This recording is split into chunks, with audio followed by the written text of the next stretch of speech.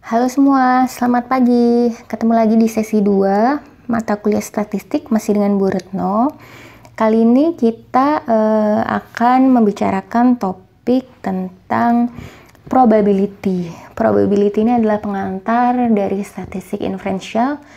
Kalau minggu lalu kalian sudah belajar statistik deskriptif, bagaimana kalian mengorganize, mensummarize, dan mempresent data di statistik deskriptif. Kalau di statistik inferensial ini kalian akan mengestimate suatu populasi tapi berdasarkan sampel. Nah, tapi ini baru pengantarnya aja. Pahami dulu apa itu probability gitu.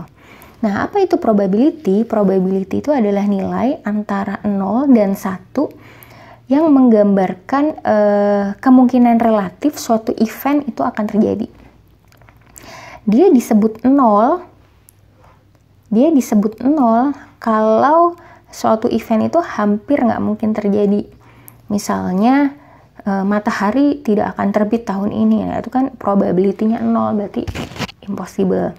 Kemudian kalau probability-nya 1 berarti sure to happen, kemungkinan terjadinya besar, ada. Nah, beberapa istilah yang perlu kalian pahami adalah terkait eksperimen, outcome, dan event.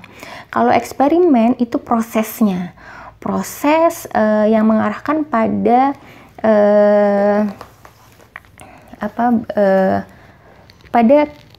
kejadian-kejadian yang mungkin terjadi gitu. Misalnya nih, eksperimen di sini contohnya prosesnya itu adalah mengocok dadu. Ini eksperimennya. Kamu melakukan eksperimen mengocok dadu.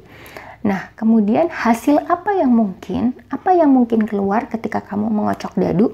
Bisa aja kamu mendapatkan nilai 1, atau mendapatkan nilai 2, atau mendapatkan nilai 3. Nah, kemungkinan-kemungkinan inilah yang disebut dengan outcome.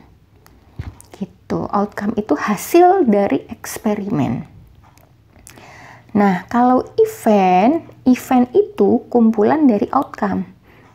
Tuh, jadi misalnya kalau kamu tadi prosesnya adalah mengocok dadu, eksperimennya, hasilnya misalnya mendapatkan angka 1, mendapatkan angka 3, mendapatkan angka 5. Nah, event yang terjadi itu adalah misalnya kemungkinan kamu mendapatkan angka genap, kemungkinan kamu mendapatkan angka ganjil. Jadi kelihatan ya, event itu adalah kumpulan dari beberapa outcome. Sampai sini oke? Oke. Nah, mengapa probability? Kenapa kita belajar probability? Karena probability ini adalah basis dari normal curve. Apa itu normal curve? Nah, normal curve ini nanti ke belakang kita akan ngomongin tentang kurva normal. Nah, sebenarnya kurva normal itu adalah dia yang memprovide basis untuk memahami probability yang berkenaan dengan any possible outcome. Contoh, peluang untuk mendapatkan nomor ganjil ketika melempar dadu. Kok bisa dilihat dari kurva normal? Wait. Kalau belum masuk contoh, belum mudeng. Oke, nanti kita ada contohnya. Nah, alasan yang kedua kenapa probability adalah ini, basis for inferential statistic. Basis untuk menentukan degree of confidence bahwa suatu outcome itu true. Contoh, membandingkan kelas A dan kelas B. Kelas A mendapat tutor, kelas B tidak. Ketika UAS, kelas A lebih tinggi. Namun, apakah perbedaan nilai tersebut karena tutor atau yang lain? Nah, ini basis untuk menentukan degree of confidence. Tapi ini mau saya simpan untuk pertemuan-pertemuan selanjutnya. Nah, fokus kita hari ini di sini. Kenapa probability? Karena dia adalah basis dari normal curve.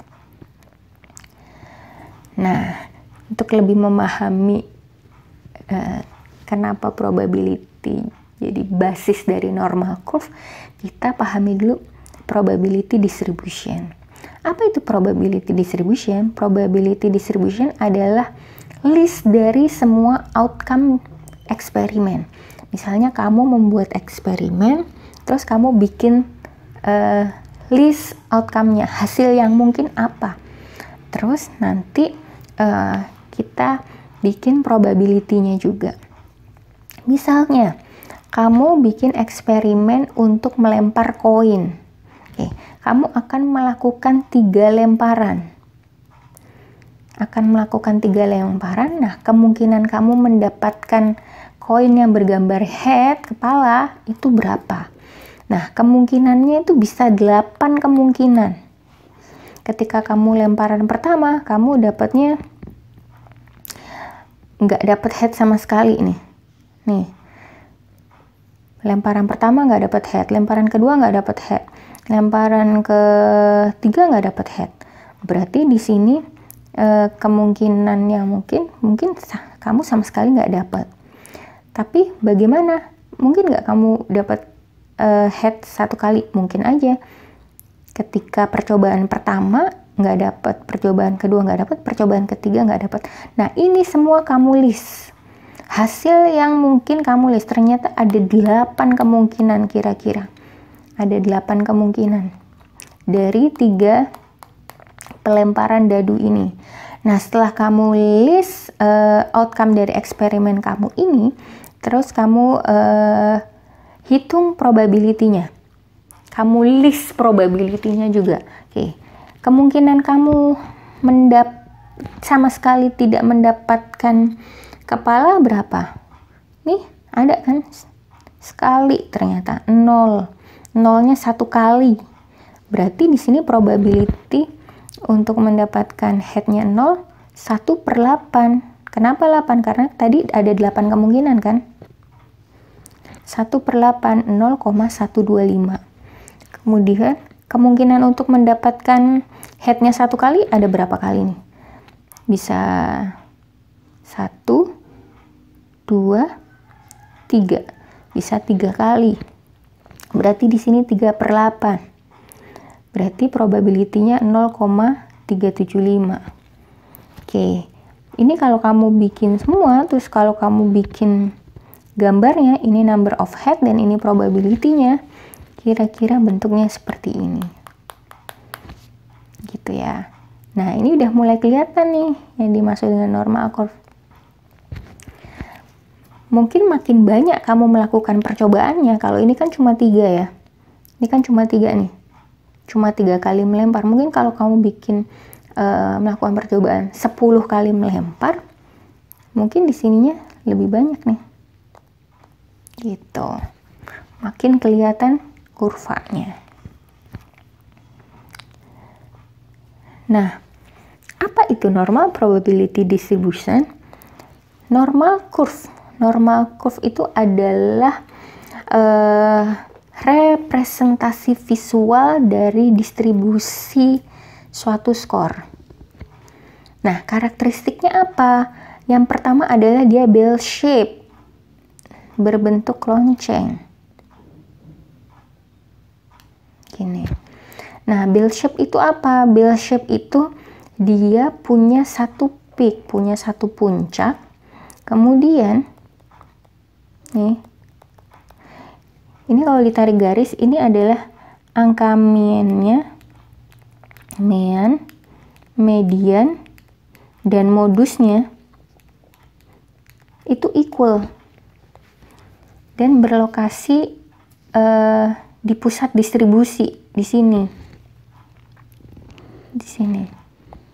Nah, ini nih total area di bawah kurvanya ini adalah 1. Total area di bawah kurva ini adalah 1. Gitu. Itu yang disebut dengan bell shape. Kemudian ciri yang kedua, dia simetris. Yang dimaksud simetris apa? Ini kalau dibelah, terus kalau dilipat, itu persis sama, itu simetris. Kemudian ciri yang ketiga, dia asimptotik. Yang dimaksud asimptotik apa? Asimptotik nih, ini nih. Nih, ini kurvanya itu makin dekat, get closer and closer dengan nilai X, tapi nggak akan pernah menyentuh. Itu yang disebut dengan asimptotik. Nah, ini gambarnya dari normal curve yang simetris. Jadi antara mean, median, dan mode-nya itu equal.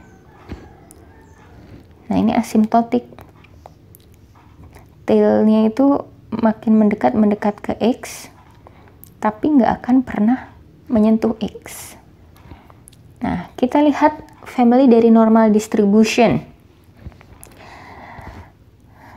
Contoh-contoh normal distribution, ternyata banyak banget contoh-contoh normal distribution. Kalau yang ini contoh normal distribution yang rata-ratanya sama, mean-nya sama, tapi standar deviasinya beda-beda. Nih, ini secara rata-rata sama nih, tapi standar deviasinya beda-beda. Nah, kalau ini rata-ratanya berbeda, standar deviasinya juga berbeda. Nih, rata-ratanya beda semua. Rata-ratanya beda semua. Standar deviasinya juga beda. Kalau yang ini rata-ratanya beda. Nih, rata-ratanya beda, tapi standar deviasinya sama. Tuh, ternyata banyak banget ya family dari normal distribution.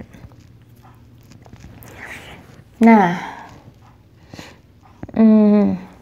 ternyata jumlah dari normal distribution itu bisa unlimited.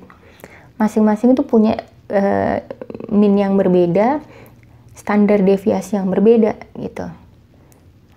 Atau ya itu tadi mean-nya sama, standar deviasinya beda, atau standar deviasi beda, mean-nya sama gitu. Jadi family dari normal distribution itu banyak. Nah, makanya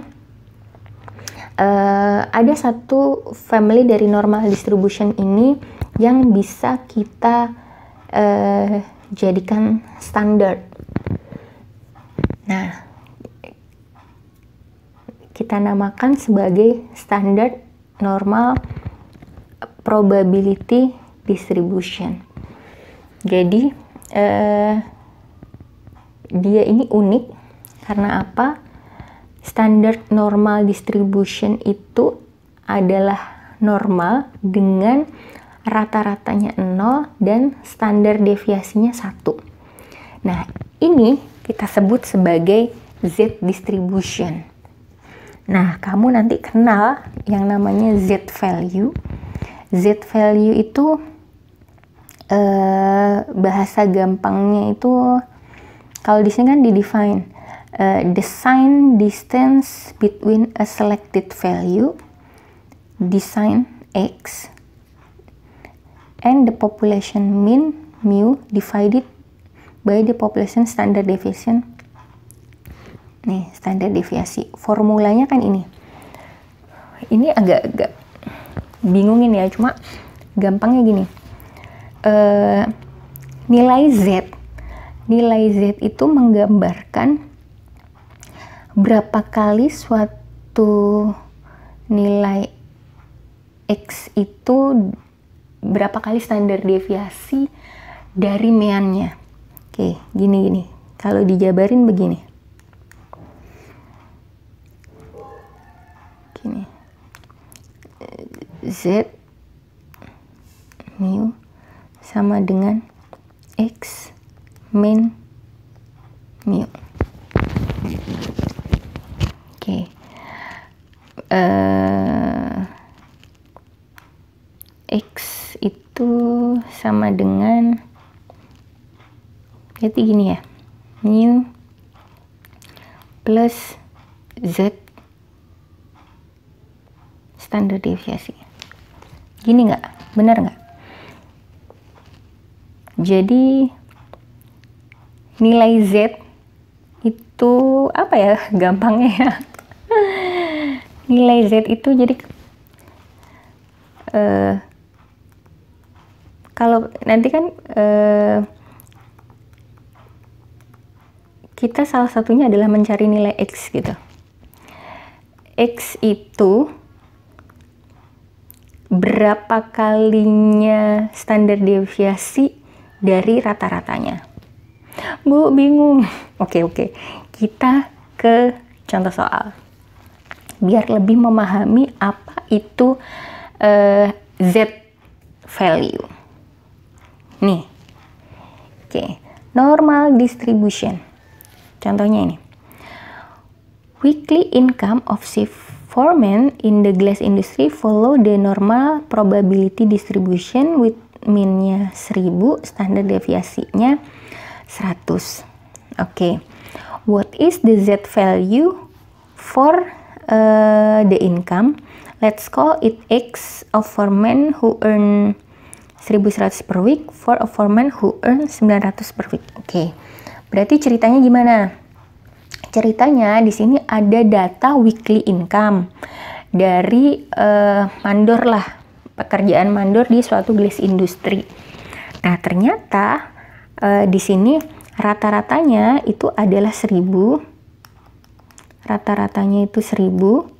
Standar deviasinya tuh 100. Yang ditanyain adalah nilai Z dari income jika nilai Z dari income jika X-nya itu 1100 per week dan nilai Z dari income jika X-nya 900 per week. Nah, oke, untuk yang pertama, kalau X-nya adalah 1100, berarti nilai Z-nya berapa? Berarti kan X dikurangi mu dibagi standar deviasi. Ketemulah nilai Z-nya 1. Nah, kalau yang 900, nilai Z-nya berapa? Kalau yang 900, nilai Z-nya minus 1. Ini artinya apa? Artinya gimana? Berarti,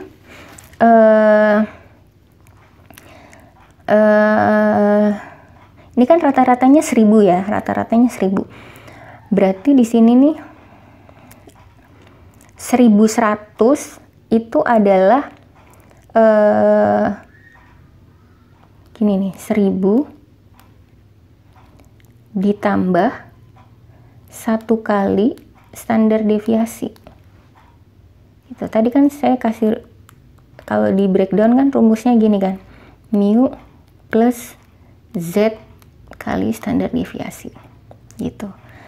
Berarti di sini 1100 itu kan adalah 1000 mu ditambah 1 kali standar deviasi. 1000 ditambah 1 kali standar deviasi 1100 gitu. Lalu yang 900 gimana? Kalau yang 900 berarti kan Z-nya minus 1. Berarti kan di sini 1000 dikurangi 1 kali 100 900. Tuh. Nanggap nggak? Jadi maksudnya apa? Jadi Z bernilai 1 itu mengindikasikan bahwa weekly income yang 1100 itu adalah 1 kali standar deviasi di atas mean. Nah, kalau yang Z-nya nilainya minus 1 itu menunjukkan bahwa $900 itu adalah 1 kali standar deviasi di bawah mean. Gitu. Jadi, antara income yang 1100 sama income yang 900 itu jaraknya sama, $100 dari mean-nya. Gitu, $100 dari rata-ratanya. Paham? Oke, pelan-pelan kita ke praktek lagi memahami Z-score. Nah, ini dia. Nah, masih contoh yang sama, cuma pertanyaannya beda. Pertanyaannya, what is the likelihood of selecting a foreman whose weekly income is between 1000 dan 1100? Oke. Berapa persen sih, berapa kemungkinannya memilih mandor yang punya weekly income-nya antara 1000 sampai 1100. Antara 1000 sampai 1100. Kalau tadi kan 1100 kan nilai Z-nya 1 ya. Ini ya, nih. Nilai Z-nya 1. Nah, kalau nilai Z-nya 1, itu probability kita memilih mandor yang weekly income-nya antara 1000 sampai 1100, ini probability-nya segini. Nah, ini berapa persen? Nah, untuk tahu ini berapa persen, kita akan melihat tabel Z. Nah, di sini kamu silahkan buka e-text kamu, buku Lin, itu yang appendix B3 kalau nggak salah ya. Oke, kita lihat. Nah, ini dia. Appendix B, nah ini yang appendix B3, areas under normal curve. Nah, tadi nilai Z-nya berapa? Nilai Z-nya adalah 1. Nilai Z-nya 1,00. Ya kan ya? 1,00. Kita lihat 1,00. Nih, nah nih. Nih, di sini 0,34%. 0,34%. Oke, berarti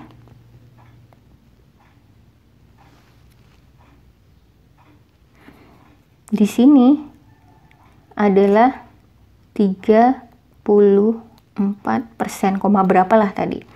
Berarti kemungkinan untuk mendapatkan mandor, kemungkinan kita akan memilih mandor yang gajinya antara 1000 sampai 1100 adalah segini, 34%. Nah, ini probability-nya nih, 34%. Paham? Paham nggak? Oke, lanjut. Mana ya? Nih, tadi udah kita hitung ya. Nah, contoh lain. Nah, misalnya dengan soal yang sama, pertanyaannya beda. What is the probability of selecting a shift foreman in the glass industry whose income between 790 sampai 1000? Berarti kan kita harus ngitung nilai Z-nya. Kalau tadi nilai Z dari 1000 kan kita udah tahu 0. Kalau nilai Z dari 790 kita hitung. Yang 790 ternyata nilai Z-nya adalah minus 2,1. Minus 2,1. Nah, nih berarti kan area probability-nya di sini nih. Nih. Nah, berarti probability-nya berapa persen kamu memilih mandor yang income-nya antara 790 sampai 1000. Kita kembali lagi ke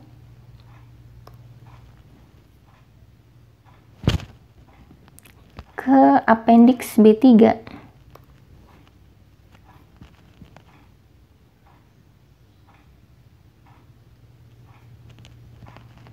Appendix B3 tadi 2,10 ya. Nah, ini 2,1 nih. Kelihatan nggak? 0,4821.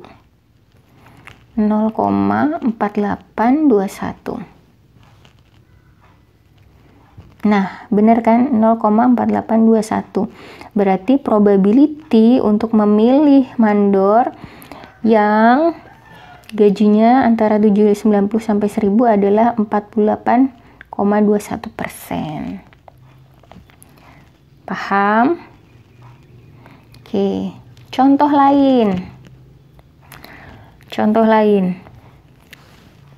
Nah, kalau dengan soal yang sama, kalau pertanyaannya probability kita memilih mandor yang gajinya kurang dari 790. Tadi kan 790 kan di titik di Z 2,1 ya di sini. Berarti adalah kurang dari sini. Berarti adalah yang di sini nih. Nih. Nah, ini yang di sini. Nah, yang di sini berapa? Nah, ingat kalau kurva di bawah kurva normal, ini kan nilainya 1 alias 100%. Berarti kalau dibagi 2, yang sini ini adalah 50%. Kalau tadi di sini udah ketemu, di sini antara 790 sampai 1000 adalah 48,21%, berarti di sini tinggal 50% dikurangi 48,21%. Ketemulah 0,0179 atau 1,7%. 1,7%. Sampai sini paham? Contoh lain. Nah, bagaimana jika kita memilih mandor yang weekly income-nya antara 840 sampai 1200? Berapa probabilitas terpilihnya? Ya udah, berarti cari Z-score-nya. Di titik 840 ternyata Z-score-nya minus 1,6. Kalau di titik 2,0 di titik 1.200.000 1200 Z-score-nya adalah 2. Nah, nanti kamu balik ke tabel appendix B3. Kalau di 1,6 itu probability-nya berapa? Ternyata 44,52%. Di titik 2,0 probability-nya 47,72%. Berarti area ini, area probability terpilihnya mandor yang punya gaji antara 840 sampai 1200 adalah yang ini di total 44,52 ditambah 47,72. Begitu. Dipahami? Oke. Soal terakhir. Nah, kalau nih dengan soal yang sama tapi gajinya antara 1150 sampai 1250. Berarti kan di titik ini sama di titik ini ya, 1150 sama 1250. Kamu cari Z-score-nya dulu.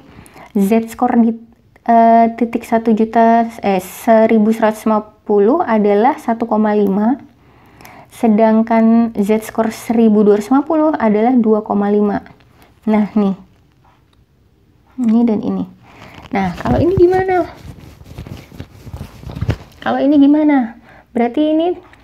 Berarti kan kita cari dulu nih. Cari dulu yang daerah yang di sini nih. Nih, daerah yang di sini. Nih. Itu probability-nya berapa persen?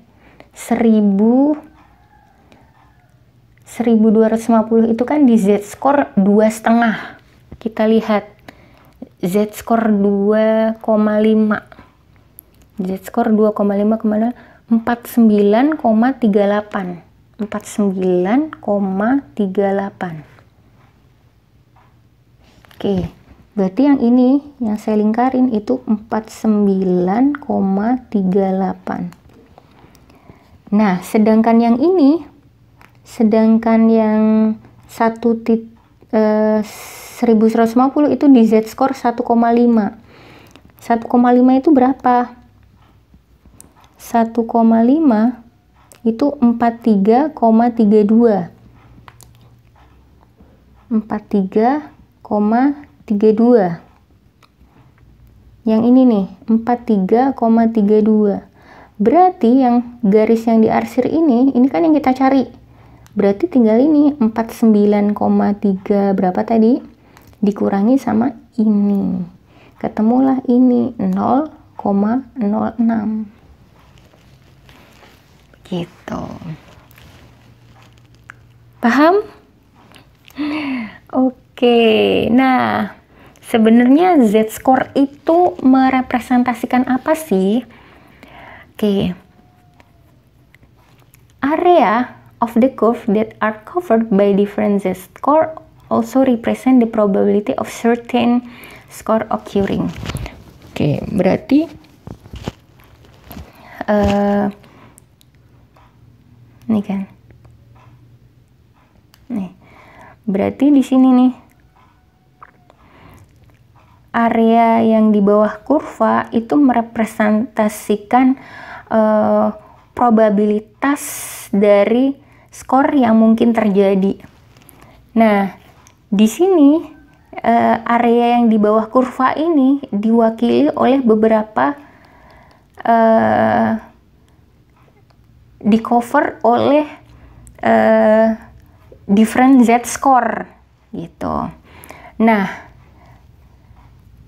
knowing the probability that a z-score will occur can help to determine how extreme a z-score you can expect before determining that factor other than chance produce the outcome.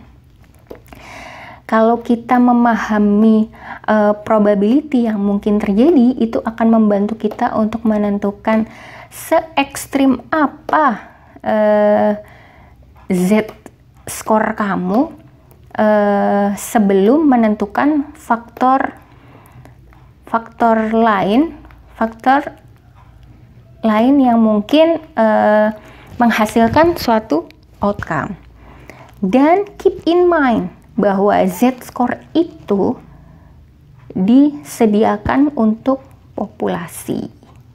Nanti kalau untuk sampel beda lagi, tapi kurang lebih logiknya sama. Nah, empirical rule-nya, ini empirical rule sebenarnya ini ada di chapter 3 kalau nggak salah, ini udah dibahas empirical rule. Nah, untuk menjadi simetris bell shape frequency distribution, jadi 68% di sini, 68% observasi di sini akan terletak plus minus 1 kali standar deviasi dari mean. Nih, kalau 95%-nya itu akan terletak plus minus 2 kali standar deviasi dari mean. Kalau yang ini 99,7% ini akan terletak plus minus 3 kali standar deviasi dari mean. Ya, kalau ini kan berarti kan ini 1 kali nih, 1 kali standar deviasi yang 68%. Nah, kalau yang ini yang 95% ini 2 kali standar deviasi nih.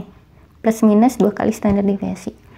Nah, kalau yang ini plus minus 3 kali standar deviasi ini. Ini empirical rule-nya. Oke, that's all dulu. Mungkin agak roaming, tapi diendapkan dulu.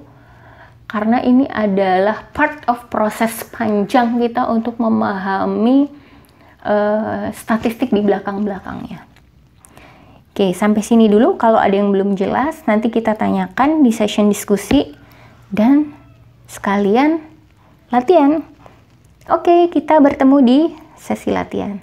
See you guys.